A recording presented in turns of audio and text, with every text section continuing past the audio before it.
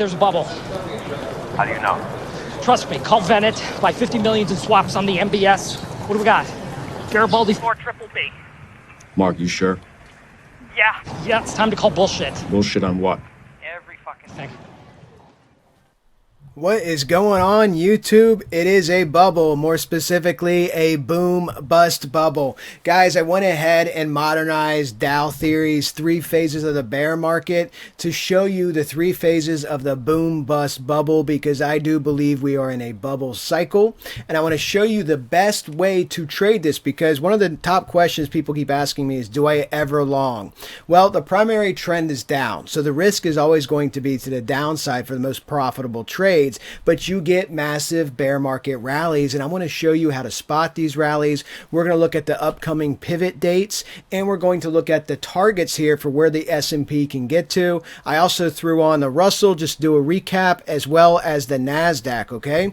Let's go ahead and jump into this, guys. This video will be brought to you by SimpleFX. If you want to trade these equity markets, if you want to trade Forex, commodities, including cryptos, and with our link, you now have a 50-point spread on Bitcoin, a $25,000 asset, super tight spread of 50 points. Check out SimpleFX, guys. With our link, you get up to $5,000 instantly, deposit bonus, as well as you can trade all of the assets there in USDC if you prefer. All you need is an email and a VPN. Follow the instructions in the video description or in the YouTube comments, and SimpleFX will pay for you to be in our room. So download SimpleFX with our link, message Lee. The link is for the Telegram is in the video description, and he will set you up for a free month in Market Makers. So come hang out with us, guys. Live streams, TA, community, and of course, trade signals. So let's go over the 3 phases of the boom bust bubble. Again, this is my take, my modernization. A lot of people have seen the Wall Street cheat sheet by Stan Weinstein. He just basically copied Dow Theory and changed some of the nomenclature, okay? So phase 1 is denial, then bear market rally 1. Top right of my screen, BMR 1. Phase 2 is FOMO, then bear market rally 2. Phase 3 is disgust, and then bear market rally 3 / the bottom. So FOMO is fear of missing out. That's my modernization on this. And I will show you this because to look at the present, you have to understand the past. Let's set the table real quick. Lee, throw up my Philly Fed Manufacturing Index chart, please. Looking at the Philly Fed Manufacturing Index, predicted every single recession going back to the early 1970s, and we are about to break into recession territory. We are living in a macroeconomic environment where the Fed is still actively raising rates. The very first Fed rate hike, which was only a 1/4 point, may not have even hit the market yet. Traditionally, these rate hikes take up to a year to work their way into the system, and the Fed is raising rates again in March, guys. We have inflation that barely slowed down, 0.1%, starting to get sticky. So now you have Fed heads out there talking about Meester and Bullard saying they would vote for a 50 basis point hike. So we could have a surprise in March with a 50 basis point hike. And as fuel costs start to go up because summertime's coming, China's reopening, we also have a 40-year high on the yield curve inversion. For the first time ever, we have a global yield curve inversion. And as you guys know, the 3-month, 10-year yield curve inversion, 100% hit rate for predicting recessions. All of the leading economic indicators predicting recessions are predicting a recession. Why is that important? Because we have historical norms of over 100 years of market history where that market will trade, the S&P. It will historically trade at 34% from the high. So this is your FOMO phase down here, minus 34%. This lines up with the 618 at 3180. Now this number is not an outlier. Mike Wilson from Morgan Stanley has a prediction of 3,000 for the bottom. Marko Kolanovic from JP Morgan, low 3,000s. Savita from Bank of America Merrill Lynch, low 3,000s. Mohammed from Citibank, low 3,000s. This seems to be the big money consensus for a market bottom because, again, they're looking at the same data that I'm looking at. And historically, you will come down to roughly minus a third from your high, and this will be your trading waiting range, okay? So what everybody's currently waiting for is this retest of this trend line. And I'll show you this on the daily time frame. If we retest this trend line about 39.50, you can look for that bounce up, and you want to see if you can get to that top for me, which is around 4,300.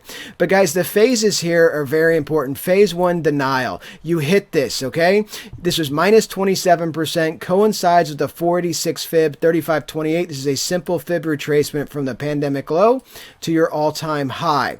And I want you to see these phases. So we have the phase 1 denial that was hit. We haven't hit FOMO yet. That will happen. And I'll show you when that's going to happen. But let's go down into the discussed phases. These are your bubble cycle targets, your boom bust bubbles.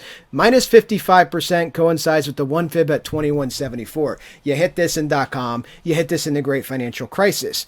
Phase 3 discussed, your alternative target is the deepest retracement that I have, which is 1836. Notice this is 618. Okay, 61.8% retracement. Fee, 55% retracement. Again, Fibonacci number. 34% retracement. Again, Fibonacci number. You will see Fibonacci numbers all of the time.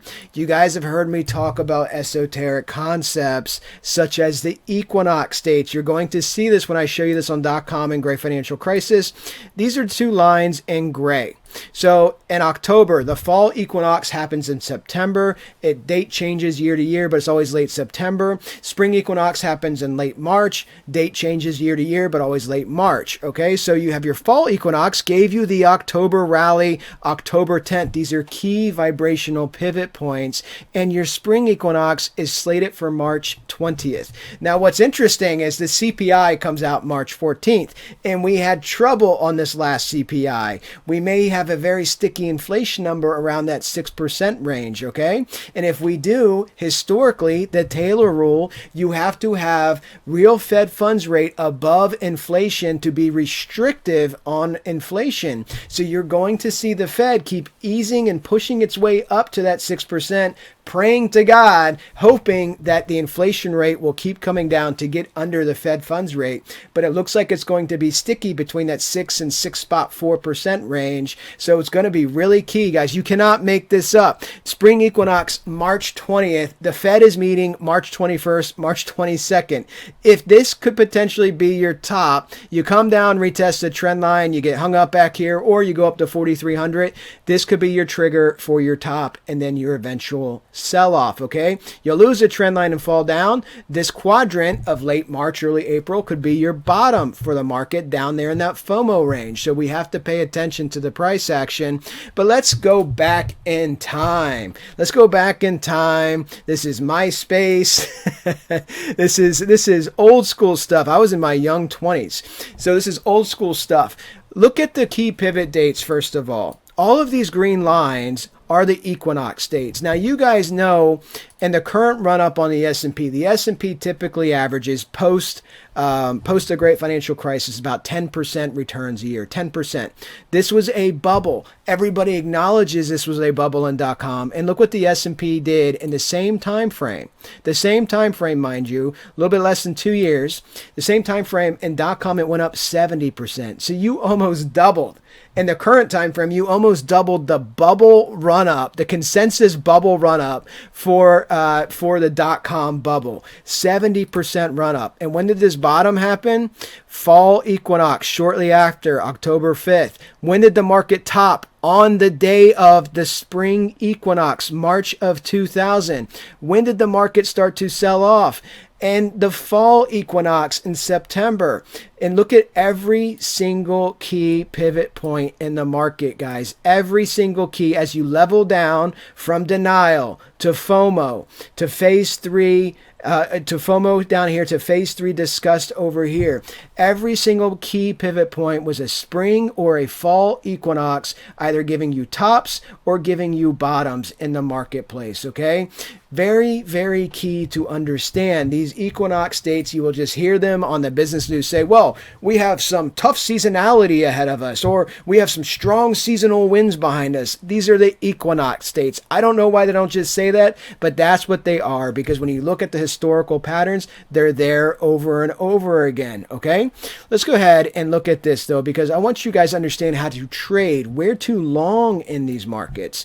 If you look at denial, this was your first drawdown here in .com. It was 30%, okay? 30%. And if you look at this, you get bear market rally number 1. Why is this significant? Because if you look at the rally that forms off of the denial phase, 21.25%. Does that sound familiar? That's the same rally we're sitting on right now in the denial phase, a 20% rally. So 21.25%. And then it fades, okay? So yes, there's intraday movements here for rallies. If I'm going to trade a long, it's as we change phases in this pattern of declination, okay? This pattern of decay. I'm not looking for longs and movements like this. You want to trade these phases. So let's look at the next rally, 21% coming down to FOMO, minus 40% on the S&P. FOMO gave us a big rally. This was a 25% rally. And then the last rally in Disgust, when you first hit Disgust, gave you another 25% rally before making your market bottom in the fall equinox, okay?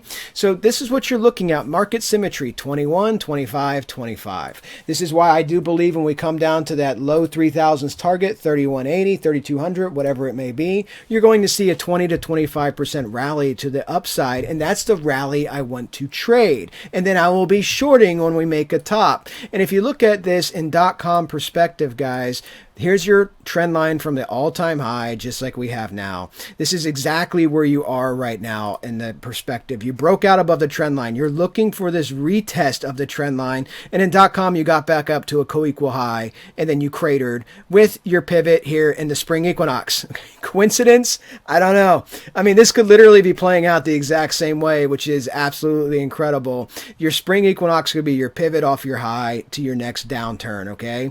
And that will bring us in current time frame to FOMO. You felt a FOMO pretty quick here, rallied back up into denial and then turned down. So very important to pay attention to these rallies that form as you level down. And in the modern time frame, the current time frame, I have these on key fib levels. So of course I will be sharing those with you as we move along. Let's go to the Great Financial Crisis. Oh, the other key point to point out here, all-time high. This is your all-time high in the S&P at that point.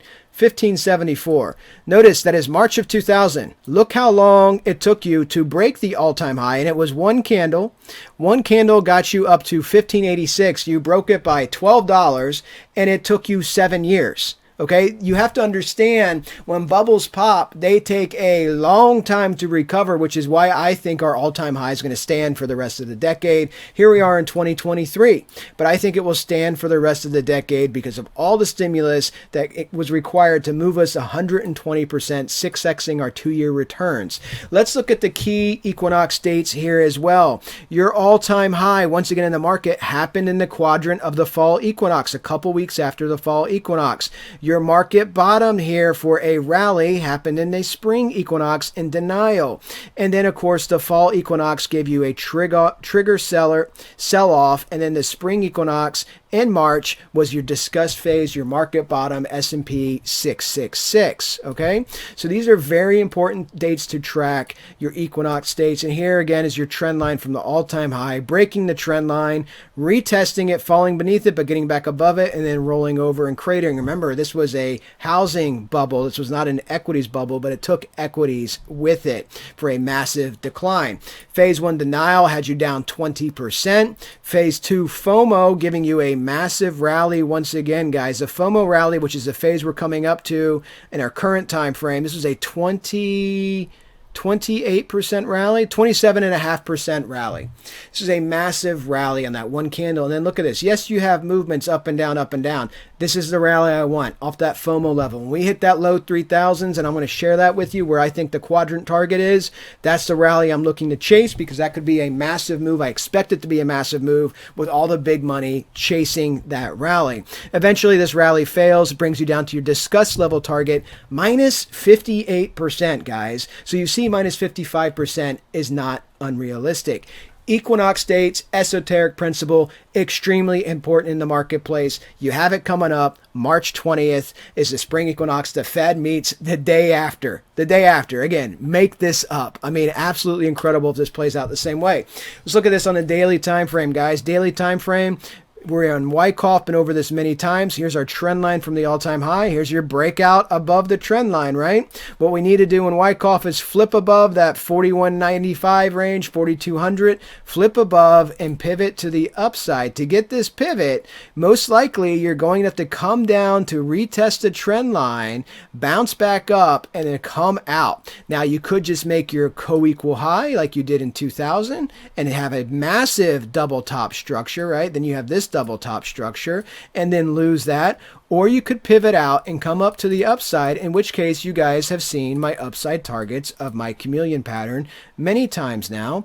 But we have this beautiful chameleon structure slash Gartley structure, not just a double bottom, a very particular double bottom, a deeper retracement low and then a higher low. Okay, and from that we can take our trend based fib, use this impulsive low down here October 3rd, up here to that swing high, and that is December 1st, and then come down to this low December 22nd, and I'm looking at that 43.26. Again, that's where I expect that peak resistance to come into play. If I want to draw this with my chameleon, it would just simply look like this. If you would like a visual aid to this chart, this would be the max move that I have. And again, this is a quadrant, right? Doesn't mean to the dollar, it can go up 50 bucks, whatever. This 43.26, 4,300 to 4,300, that $100 quadrant. Notice a 100% retracement from this XA leg down. Remember the natural halving and doubling in the marketplace. That's assuming you bounce off this trend line with any type of ferocity. That's assuming you don't lose the trend line and fall below like you did in Great Financial Crisis. So you have the 2000, the dot-com example of getting a co-equal high for a big double top. And then you have the Great Financial Crisis example, which was a lower high. You bounce off lower high and just crater, okay? Both of those are realistic possibilities. Let's jump over to the Russell. Looking at the Russell, guys, we have the Russell, again, beautiful Kepler's triangle pattern here, and we have our nice double top retracement. Again, we shorted this. We shorted the S&P above 4195, above 4180, shorted the Russell above 1988, and you can see we got to 2008 roughly, and we have this nice double top forming right now on the Russell. So this is important to watch, because if the S&P pulls down, you're going to have the Russell pull down. And let's get a target here of where this could go. Your 200 is an obvious candidate, and that's at 1821. More than 100 handles lower. So if we look at this with a trend based fib, grab the peak there, go down to this base and come up to the current high, looking at 1855 for a symmetrical move. So you could easily get down to that 1821 level, 1855. You're going to have wave retracements up and down. This would require the biggest market to move, which is the S&P, guys. So that's what I'm looking at. And then I would be looking to see if the S&P does rebound. You're going to see the Russell rebound. You're going to see the NASDAQ rebound. But right now, very profitable trade. Let's look at the NASDAQ. NASDAQ, same thing here in Wyckoff. Couple up thrusts to the top of the range, formed a classic double top, able to hold your neckline, which is roughly 12,213. If you lose that neckline, looks like you're going to come down and test your 200, which is just under 12,000 at 11,948. If you have upside, it is most likely chop. It looks like to me the bias is going to be, unless something changes, for the S&P to come down and test that trend line, okay? If it comes down and tests it, guys, that's the next big step. We'll be watching it closely, obviously, and our next video will be on Wednesday for these equities markets. Guys, check out Simple. Check out our Discord. They'll pay for you to join. And join me for the Bitcoin video coming out next. Happy trading, everybody.